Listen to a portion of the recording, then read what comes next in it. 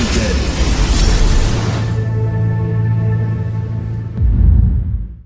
Hello everyone, and welcome back to my show. I'm Dr. Lot from Acupuncture is My Life.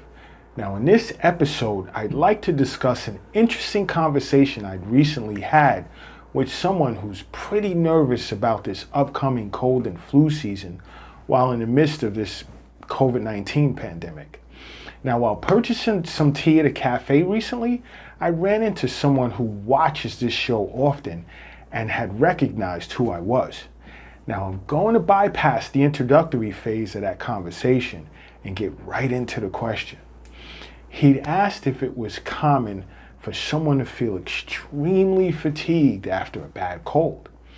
He stated that it was not the flu virus or COVID-19, but a cold infection in which he'd come down with in the middle of winter season of this year.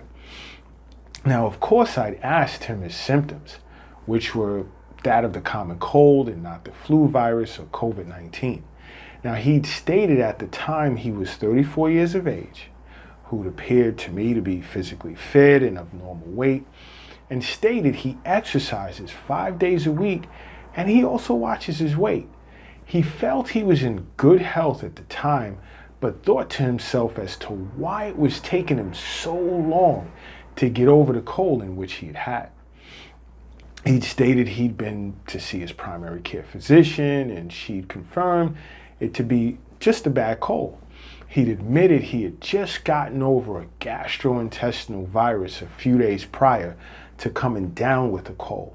He stated that once he felt he'd finally gotten over the cold, he found himself feeling extremely fatigued for several days thereafter. He'd also stated he'd normally sleep around 5, at best 6 hours a night, but for the following 2 weeks, he found himself sleeping on average between 9.5 to 10.5 hours straight. Despite those hours, he felt he could have slept all day if he didn't have to go to work. He wanted to know if it was normal to feel so fatigued after a bad cold. My answer to him was definitely, especially if the virus is still lingering, and that's both from a Western as well as an Eastern medicine perspective. Now, think about it for a second. If your body's immune system has been utilizing exorbitant amounts of energy fighting an infection, which in his case, one succeeding another, his energy needs to be replenished. It's a possibility there were nights in between in which he hadn't gotten a good night's sleep while he was sick, so his body was attempting to reset itself. Now, having only slept 5, maybe 6 hours a night on a regular basis in the first place played into his immune system, having been weakened to the extent he'd easily become susceptible to sickness. But he wanted me to come at him from a Chinese medicine perspective, so I did. You see, in Chinese medicine, this type of fatigue can manifest as a result of a residual pathogenic factor, which is one of the main conditions which causes post-viral fatigue. If external wind invades the body and is not resolved properly, the exterior pathogenic factor can take up residence in the interior of the body and cause dampness to develop. You see, this residual pathogenic factor is simply the remaining pathological product that hung around when the individual felt he'd recovered.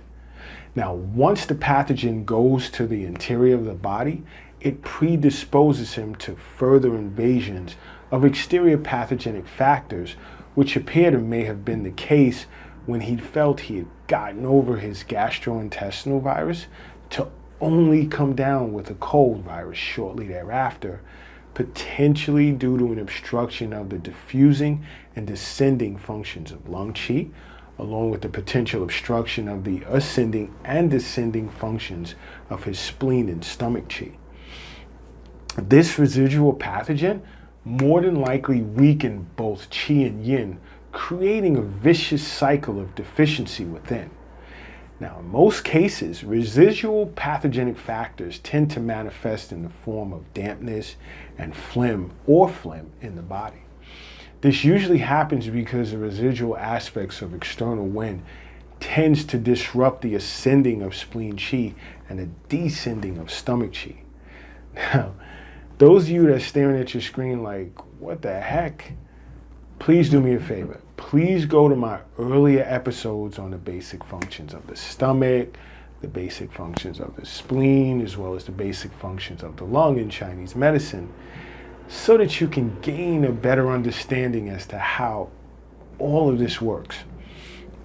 Now, because stomach qi cannot descend, in his case, all types of turbid fluids build up and cannot be transformed, and because spleen qi cannot ascend, clear fluids are not transformed, which then leads to manifestations of dampness and phlegm, which then presents as a heaviness sensation of the body with low energy because qi pathways within the body have been obstructed, creating, as I'll state again, a vicious cycle of deficiency.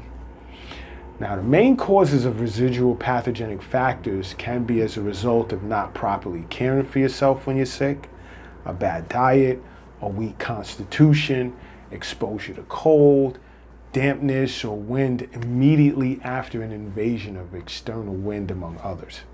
Now, I had an interesting case earlier this year that reminded me somewhat of a conversation I had with this gentleman that I saw in a cafe. It was an empty pattern of lung and spleen qi deficiency. There was extreme fatigue, which was worse in the morning, covering the first few hours after my patient would awaken in the morning, with some muscle ache, not much, but he would notice his muscles felt quite fatigued just after slight exertion. There was some shortness of breath with a weak voice, poor appetite, loose stools, spontaneous sweats during the day, with some abdominal distension.